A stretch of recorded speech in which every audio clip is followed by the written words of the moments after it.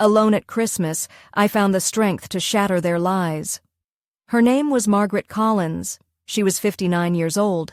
For decades, she had poured her heart and soul into raising her 3 children in a modest home nestled in a quiet village in Surrey. The house was built with her own hands and hard-earned savings, a sanctuary filled with memories of laughter, sacrifice, and love. Yet beneath that loving facade, cracks had been quietly spreading, cracks born from neglect, betrayal, and the cold indifference of those she had given everything to. Margaret had believed that a mother's love was enough to hold her family together, but on one bitter Christmas Eve, that illusion was shattered by words typed on a screen, words that would ignite a fire of quiet vengeance and a quest for justice. Christmas was supposed to be a time of warmth and family, but for Margaret, it became the coldest night of her life. 2 weeks before the holiday, she sent a heartfelt message to the family group chat she had created years ago, inviting her children, Thomas, Richard, and Emily, to join her for Christmas dinner at 8 o'clock. She promised to prepare all their favorite dishes and wrapped the invitation in emojis of hearts and holly, trying to sound hopeful and warm. Thomas replied with a simple, "Noted, Mum." Richard sent a thumbs-up emoji. Emily, the youngest, neither opened nor responded for 2 days. Still, Margaret clung to hope, convinced that they would come. After all, they always had in the past. On the morning of the 24th, Margaret rose early to shop at the bustling market in Guildford.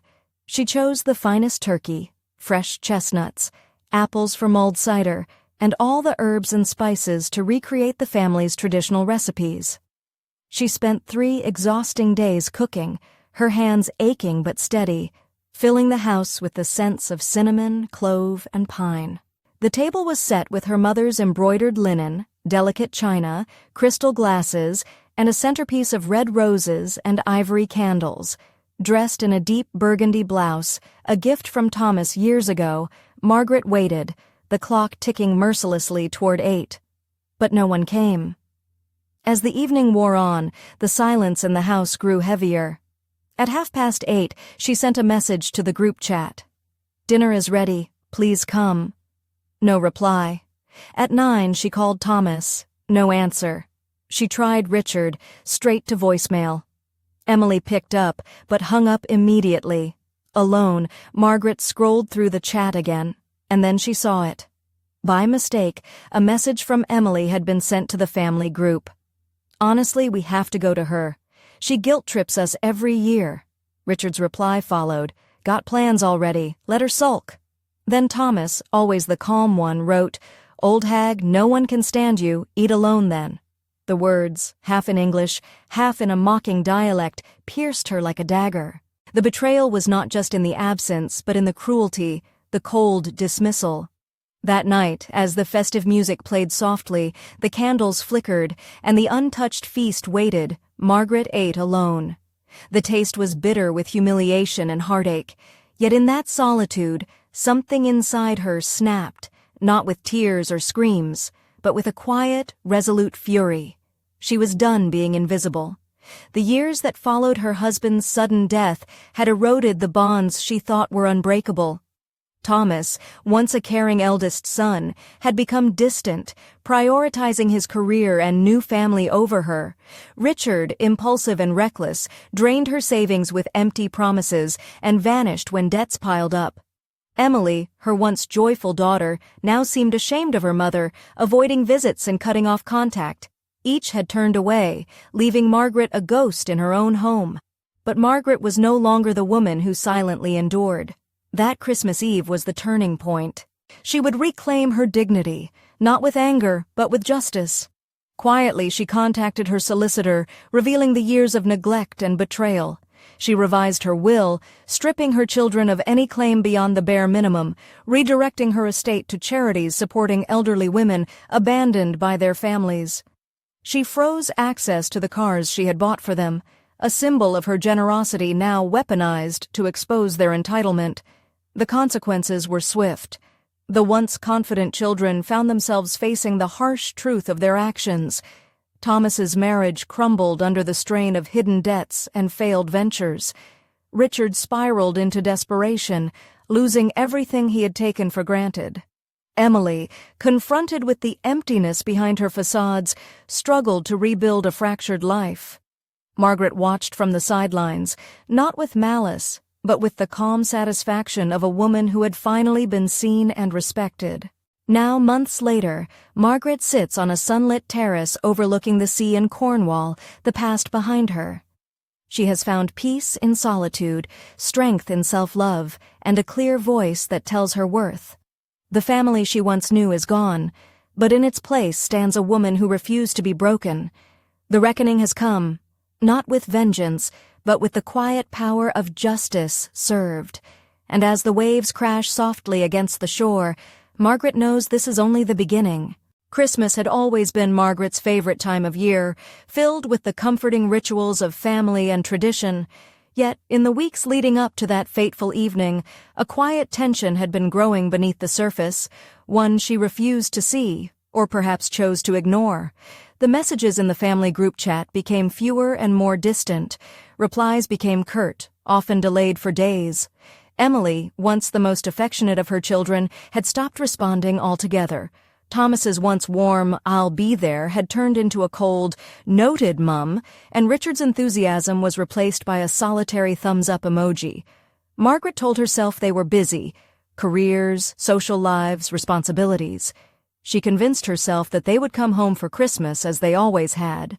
She recalled the past, the bustling Sunday roasts, the laughter around the kitchen table, the way Thomas would help with the decorations, while Richard argued playfully with Emily over the music. Those memories were her anchor, the belief that beneath all the distance, love still held them together. So, she planned. With meticulous care, Margaret crafted a message 2 weeks before Christmas, pouring warmth and hope into every word.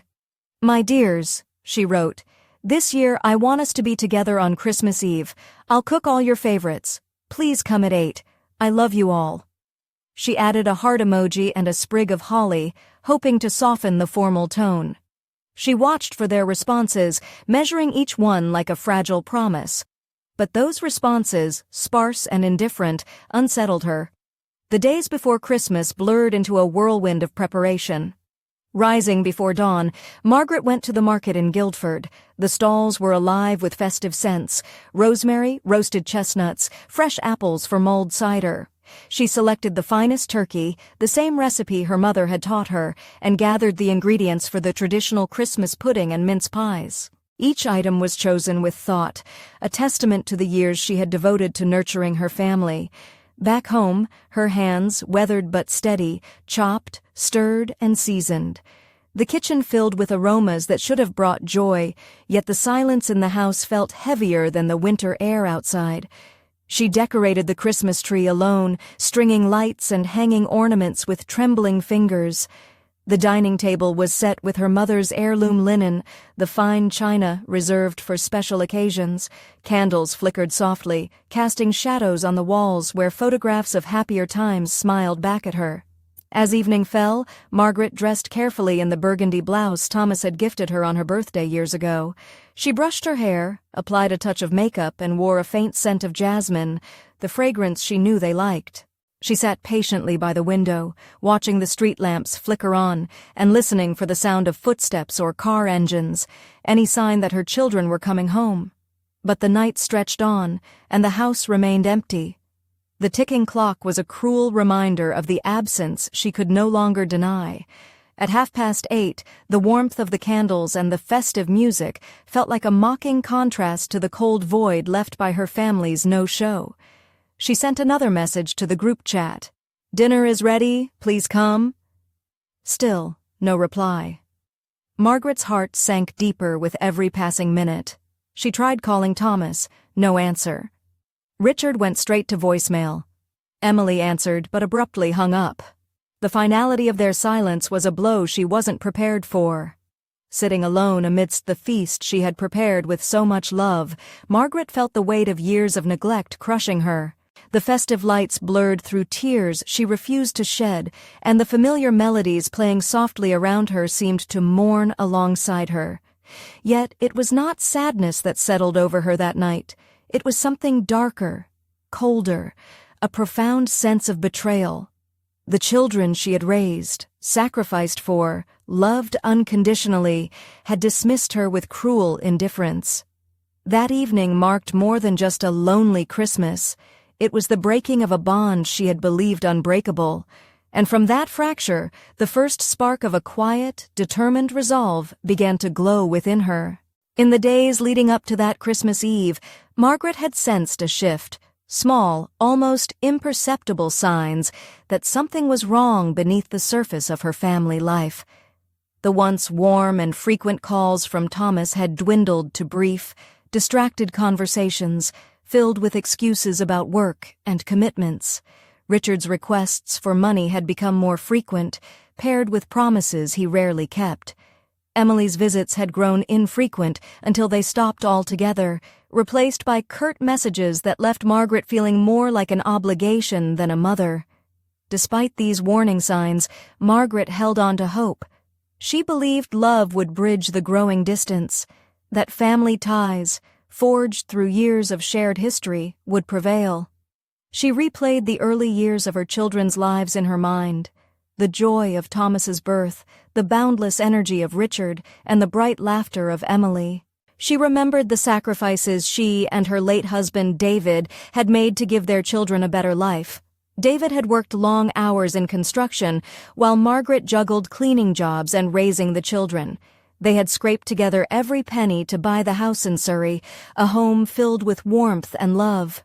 Margaret's heart swelled with pride recalling the milestones.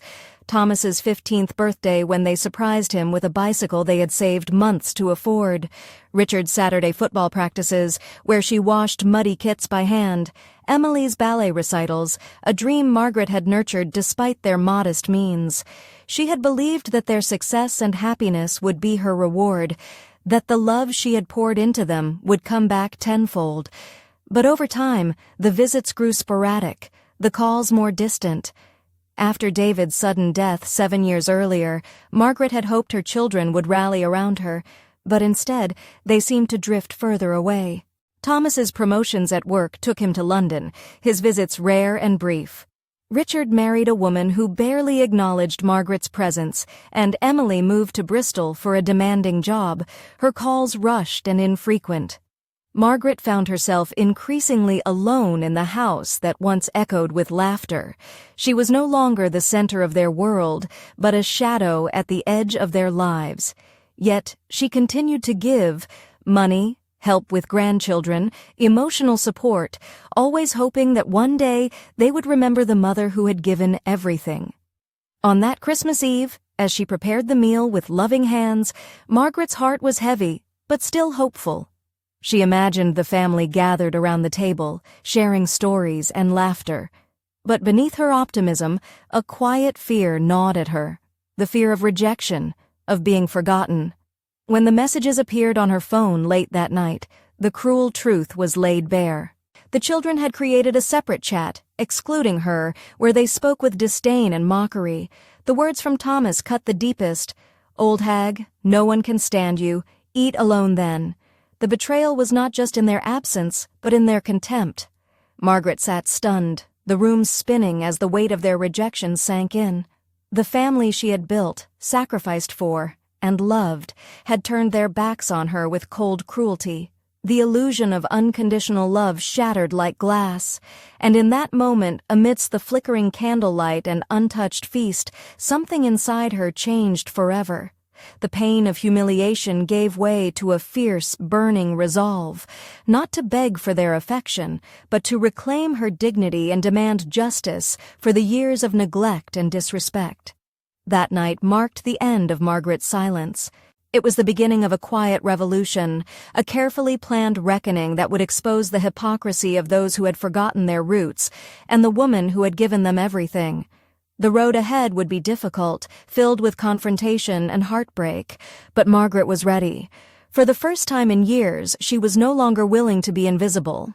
The moment Margaret discovered the secret family chat was the seed from which her quiet rebellion sprouted.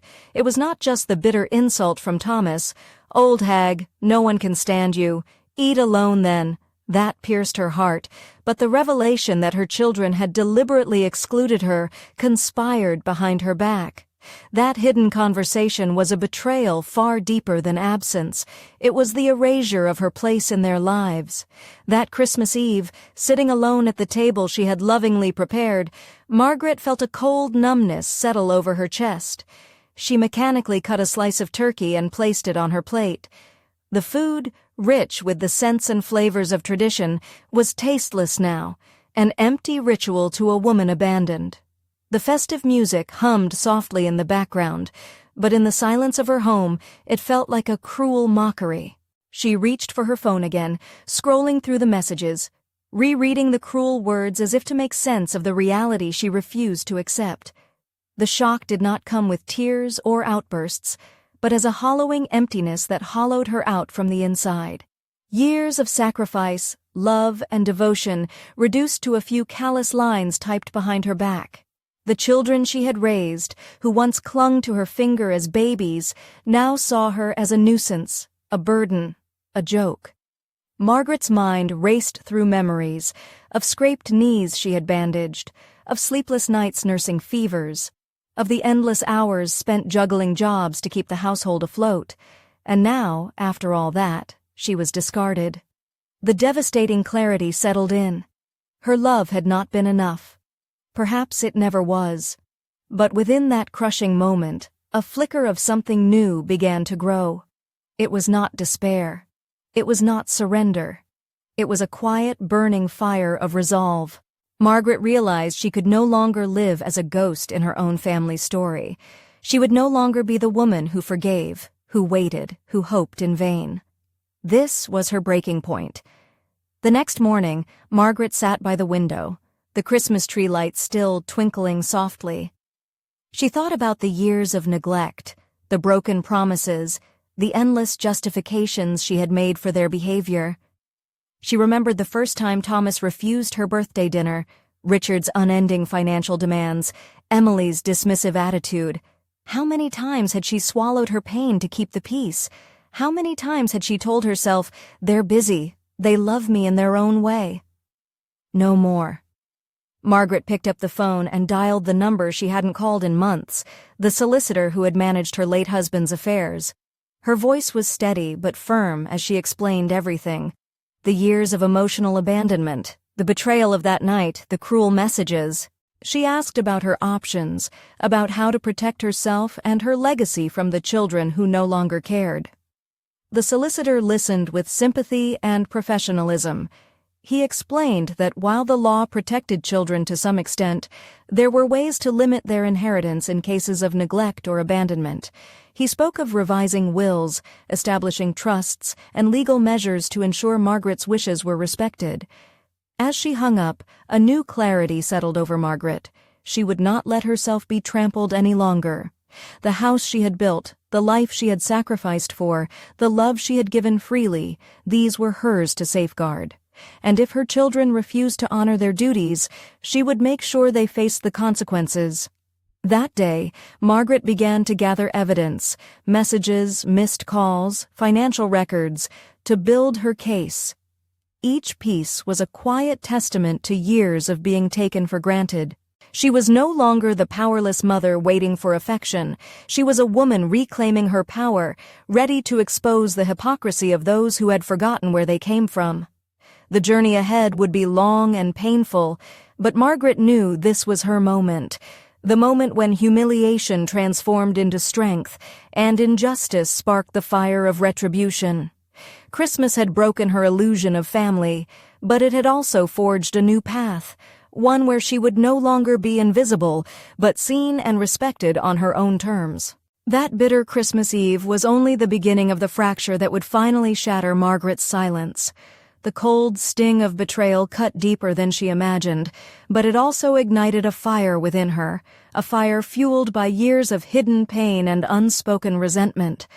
As the night wore on, the loneliness transformed into a fierce clarity. She could no longer endure the disrespect, the neglect, the deception. The time for silent suffering had passed. In the days that followed, Margaret's world became a battlefield of emotions. She wrestled with disbelief, hurt, and a profound sense of loss. How had her children become strangers who mocked her behind closed doors? The realization was devastating, but with it came a steady resolve. She was no longer willing to be their unpaid caretaker, their emotional dumping ground, or their invisible mother. Margaret began to confront the reality she had long avoided. The years of being taken for granted, the endless sacrifices without gratitude, the loneliness disguised as independence, all of it crashed down upon her. She recalled Thomas's distant birthday refusals, Richard's constant financial demands, and Emily's cold dismissals. Each memory was a fresh wound, but also a stark reminder of the pattern she could no longer ignore. One evening, as she sat alone in the dim glow of the living room, Margaret's thoughts turned inward. She questioned everything: the sacrifices, the love, the endless patience. Was she weak for tolerating so much? Was her unconditional love a mistake? Yet beneath the pain, a quiet voice whispered that strength wasn't measured by endurance alone, but by knowing when to stand firm. That night, Margaret made a decision that would change everything. She would no longer seek their approval or forgiveness. Instead, she would reclaim her dignity and demand justice, not through anger or spectacle, but through quiet determination and calculated action. This was not a moment of vengeance, but of awakening. Margaret reached out to her solicitor once more, detailing the years of emotional neglect and the recent cruel messages. She requested a review of her will and legal advice on protecting her assets from those who had abused her generosity. The solicitor was sympathetic but candid, explaining the complexities of English inheritance law and the challenges of disinheriting one's children. Yet he assured her there were legal paths to hold them accountable for abandonment and neglect. Armed with this knowledge, Margaret began gathering evidence: screenshots of hurtful messages, records of unpaid loans, and documentation of their absence and refusals to visit. Each piece was a testament to the reality she had endured in silence for too long. It was a quiet arsenal, prepared meticulously to balance the scales of a family that had long been unbalanced. As the weeks passed, Margaret's resolve hardened. She no longer felt like a victim, but a woman who had been wronged and was ready to right those wrongs. Her actions were deliberate and measured. She did not seek to destroy her children, but to expose the hypocrisy and demand the respect she deserved. The tension in the family grew palpable. Unspoken accusations and uneasy silences replaced the once familiar warmth. Margaret's children sensed the change, but did not yet understand its full extent. They continued their lives, oblivious to the storm quietly building beneath the surface. For Margaret, each day was a step toward reclaiming her life. She found solace in small victories: the first draft of her revised will, the solicitor's confirmation of legal protections, the quiet satisfaction of setting boundaries. The humiliation of that Christmas Eve was transforming into a catalyst for empowerment. In the quiet of her home, Margaret rehearsed the confrontation she would have when the time came, not with anger, but with calm certainty. She would show them that love without respect was no love at all, that sacrifices without gratitude were hollow, and that a mother's dignity was not theirs to trample. The breaking point had passed. Now the reckoning was inevitable. Margaret's journey from pain to power was underway, and nothing would ever be the same again. In the stillness that followed the storm of that harrowing Christmas Eve, Margaret found herself enveloped in a whirlpool of emotions. The initial shock and humiliation had faded into a raw ache, a bitter mixture of sorrow, anger, and disbelief. Yet, beneath the surface of her pain, a quiet strength began to stir, fragile at first but growing steadily with each passing day. Margaret reflected on the years she had devoted to her children. The endless nights spent comforting scraped knees, the tireless days juggling multiple jobs to keep food on the table, the sacrifices she had made to ensure they never wanted for anything. She had believed that love alone could bridge any distance, that her unwavering presence would be enough to hold her family together. Now, faced with their rejection, she questioned everything. Had her sacrifices been in vain? Was she merely a convenience they used and discarded? The weight of loneliness pressed heavily on her chest. It was not the absence of company she mourned, but the absence of connection, the knowledge that those she loved most had turned their backs without remorse. Yet amidst the ache, an ember of resolve kindled deep within her. She understood, with painful clarity, that love without respect was a hollow thing, and that forgiveness without change was complicity in her own suffering. Margaret's mind became a battleground where pain met determination. She replayed the cruel words from the secret chat, how her children had not only dismissed her, but mocked her existence. The realization that they had constructed a private world excluding her was a wound that ran deeper than any absence. But this wound also became the source of her awakening. She began to see herself not as a victim, but as a woman betrayed yet unbroken. The humiliation that had threatened to consume her transformed into a steely resolve to reclaim her dignity. She would not allow herself to be invisible any longer. This was her turning point, the moment when suffering gave way to strength. In the quiet hours, Margaret crafted a plan rooted in justice rather than vengeance. She contacted her solicitor, recounting the years of neglect and the recent betrayal, seeking legal avenues to protect herself and assert her worth. The solicitor listened with empathy, outlining the possibility of revising her will to limit her children's inheritance due to their abandonment. It was a daunting path, but one Margaret was ready to walk.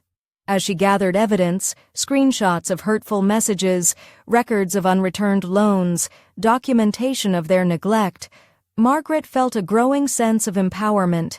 Each piece was a silent testament to her resilience, a shield against further betrayal. She understood that the battle ahead would be difficult, fraught with emotional turmoil and confrontation, but she was no longer afraid.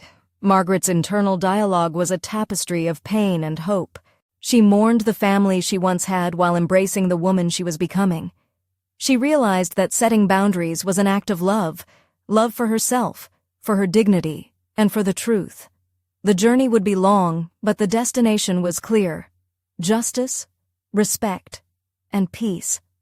As the days turned into weeks, Margaret felt the first stirrings of freedom. The oppressive weight of invisibility lifted slightly, replaced by the quiet assurance that she was reclaiming her narrative. The path was uncertain, and the wounds still raw, but for the first time in years, she saw a future where she was no longer defined by betrayal, but by her courage to rise. The quiet resolve that blossomed in Margaret's heart was the true beginning of her revenge, not one of malice, but of dignity restored and justice served. And with each passing day, that fire burned brighter, illuminating a path toward a life reborn. Margaret's quiet resolve found its first unexpected ally one damp autumn afternoon, just as the leaves began to turn golden in the Surrey countryside. She had been tidying up the spare room when a letter slipped from a forgotten drawer, a stack of unopened mail she had been too weary to sort through. The envelope bore the familiar handwriting of her eldest son, Thomas, but the contents would shift the balance of power in her favor. Inside was a bank statement she had never seen before, revealing a series of transactions tied to accounts Margaret did not know existed. More startlingly, there were documents linked to a property investment Thomas had kept secret, one that was tied directly to her name. It became painfully clear that for years, Thomas had been leveraging her assets without her knowledge, using her credit and her good name to secure loans and make risky investments. The money she had thought was theirs to share had been quietly siphoned away, tangled in debts and legal binds she hadn't authorized. This discovery was a shock, but it was also a revelation.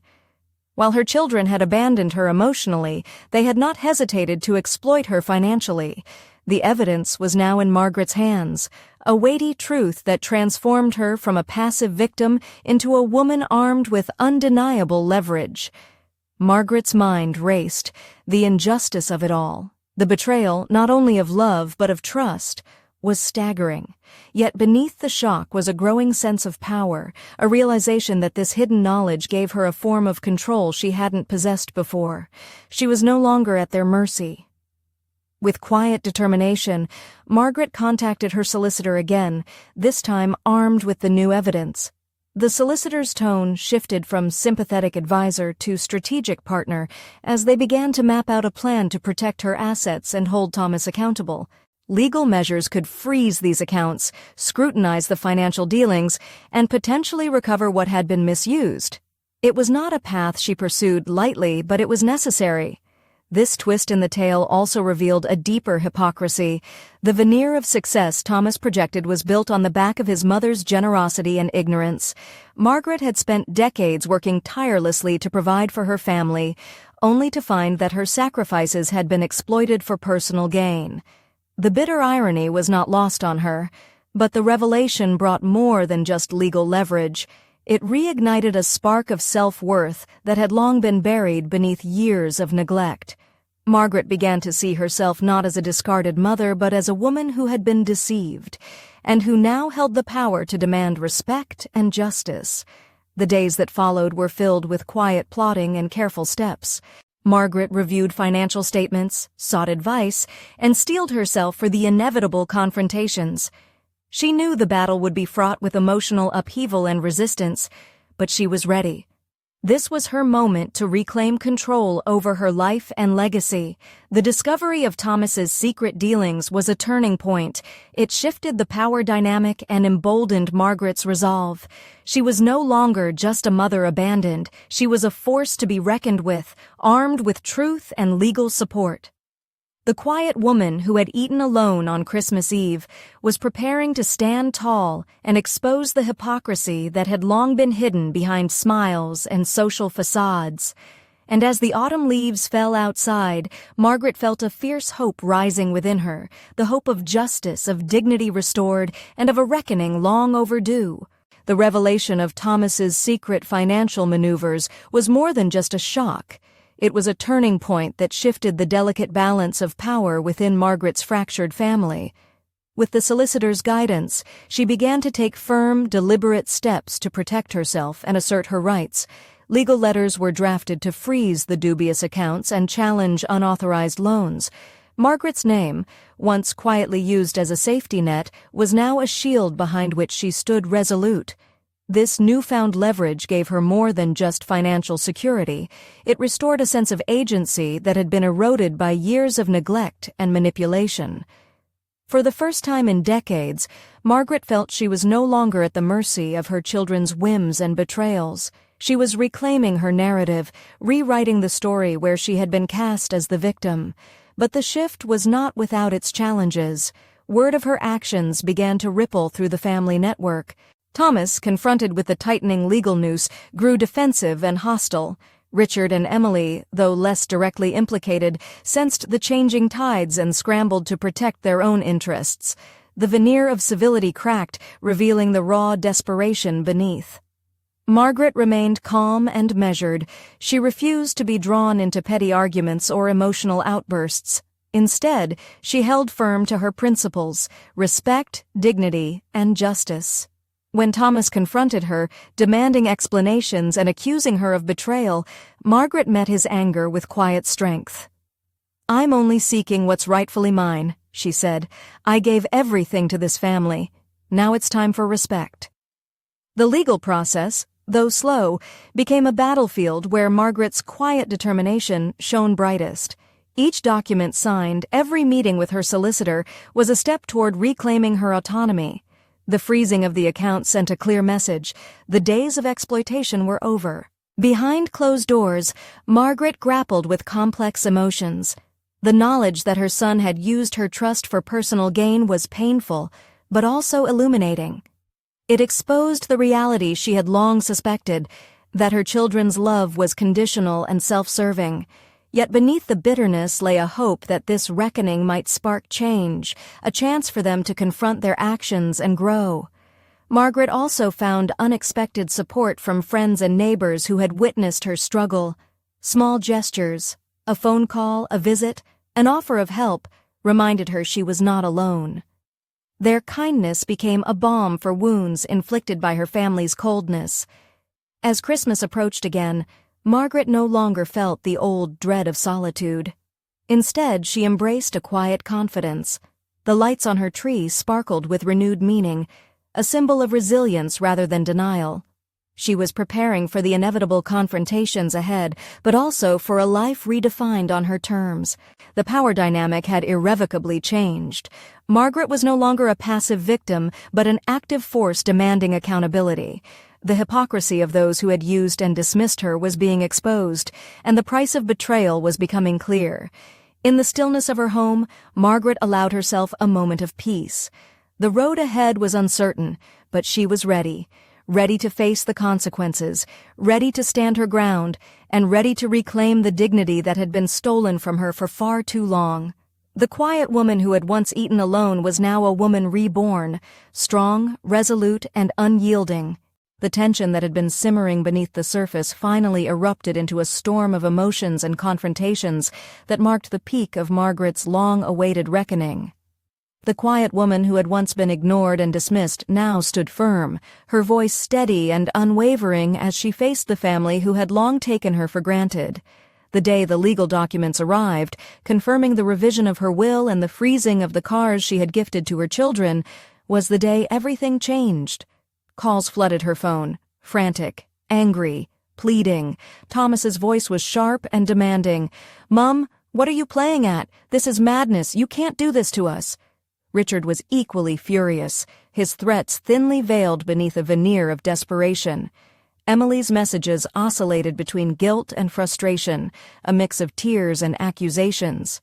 Margaret listened without interruption. The years of neglect, the broken promises, the endless excuses, all laid bare in the silence that followed their outbursts. She responded not with anger, but with a calm that unsettled them. "I have waited long enough for respect, for kindness, for love. I gave you everything, and you repaid me with betrayal. Now I am simply standing up for myself." The hypocrisy of their outrage was almost unbearable. They had ignored her for years, yet now they acted as victims. Their indignation only sharpened her resolve. This was not about punishment, it was about justice. The years of being their safety net, their emergency contact, their unpaid help, were over. Neighbors whispered, and the village buzzed with the unfolding drama. Margaret no longer felt isolated. She was seen, heard, and supported. The community's quiet solidarity was a balm to her wounded spirit, reinforcing the truth she had come to embrace. Dignity must be protected at all costs. The confrontations grew more intense. Visits to her home became charged with tension. Thomas tried to charm and manipulate. Richard lashed out in anger. Emily vacillated between tears and cold detachment. But Margaret remained unshaken, setting clear boundaries and refusing to be drawn into old patterns of guilt and compromise. In a rare moment of calm, Margaret reflected on the journey that had brought her here. The humiliation of that Christmas Eve, the silent dinners, the relentless disappointments, all had culminated in this powerful assertion of self-worth. She was no longer the invisible mother, but a woman who demanded to be recognized and respected. Her revenge was not violent or vengeful. It was a reckoning that exposed the truth and forced accountability. It was the quiet, unyielding power of justice served after years of injustice endured.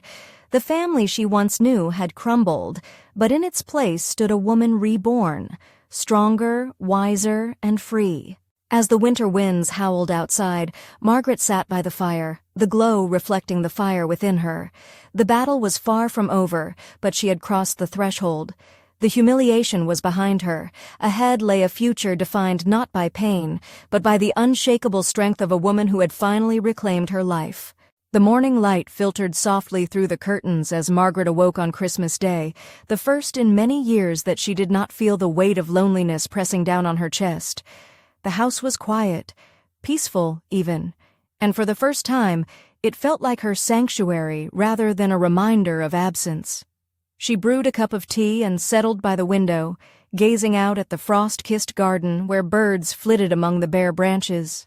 Her phone lay silent beside her, free from the usual barrage of demands and dismissive texts.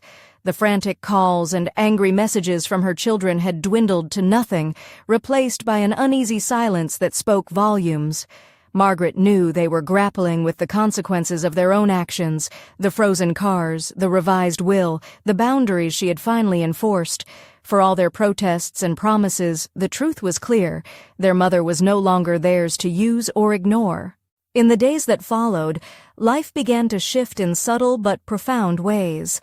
Margaret found herself reconnecting with old friends, discovering new hobbies, and embracing the quiet joys that had long been overshadowed by grief and disappointment.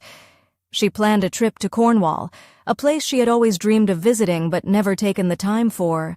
The idea of spending a week by the sea, surrounded by nature and solitude, filled her with a sense of freedom she had never known. News of her children's struggles, Thomas's faltering marriage, Richard's financial troubles, Emily's job loss, reached her through neighbors and chance encounters.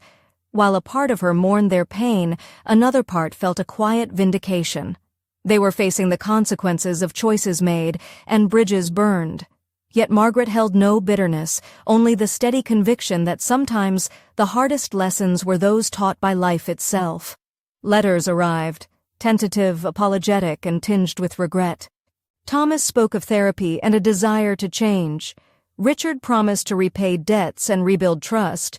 Emily confessed her mistakes and expressed a longing to reconnect. Margaret read them with measured heart, aware that forgiveness was a journey requiring time and genuine effort. She did not rush to respond. Instead, she allowed herself the grace to heal, to redefine what family meant on her own terms. The love she had once given unconditionally had been taken for granted, but now she understood that self-love and respect were the foundations of any relationship.